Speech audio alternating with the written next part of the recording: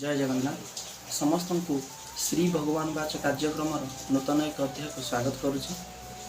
आज अध्याय सांख्य जगरे आसतु शुणा भगवान श्रीकृष्ण मुख निसृत वाणी एवं तार सारांश। धन्यवाद। ओम नमो भगवते वासुदेवाय।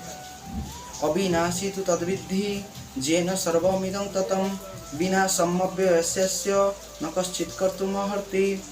अंतवंत इमे देहा नित्यसुप्ता शरीरिणः अनासीनो प्रमेयस्य तस्मात् युद्धस्व भारत।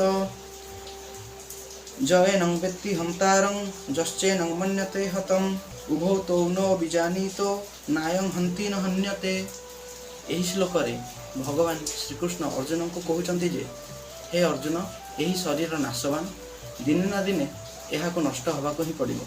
तेणु तुम निर्द्वंद्व युद्ध कर कारण यही आत्मा कहा को हत्या करे नहीं किंबा यह कहा द्वारा निहत हुए नहीं।